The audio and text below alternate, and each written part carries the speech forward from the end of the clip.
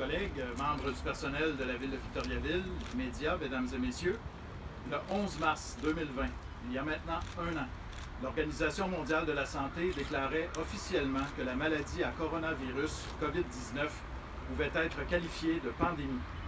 Il y a un an, le monde changeait, notre monde changeait. Aujourd'hui, la ville de Victoriaville répond à l'invitation lancée par le gouvernement du Québec visant à faire de cette journée, le 11 mars 2021, la journée de commémoration nationale en mémoire des victimes de la COVID-19. Aujourd'hui, le moment est venu d'avoir une pensée pour les femmes et les hommes qui nous ont quittés. Nous avons le devoir d'avoir une pensée pour les gens décédés de la COVID-19 et leurs proches. Une pensée pour ces personnes qui ont perdu une mère, un père, une sœur, un frère, une grand-mère, un grand-père, un membre de la famille, un ami. Une pensée pour les femmes et les hommes qui ont reçu un diagnostic et qui ressentent encore aujourd'hui les effets de cette maladie.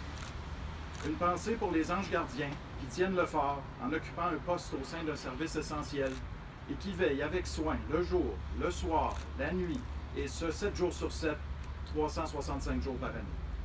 Une pensée pour les différents corps de métier dont le rôle a été mis en lumière par la pandémie.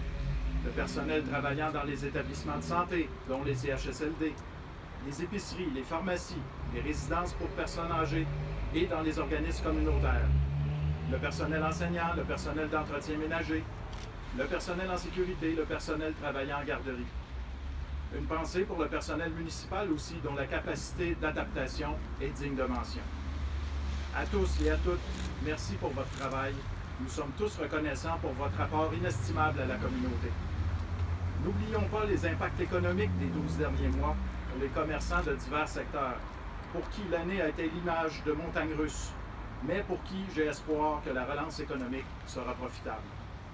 À Victoriaville, comme partout au Québec, les drapeaux sont placés en berne pour témoigner de notre solidarité envers les 67 victimes répertoriées dans la MRC d'Arthabasca, les 216 victimes au centre du Québec, les 10 000 personnes décédées au Québec, plus de 22 000 au Canada et plus de 2 600 000 à travers le monde.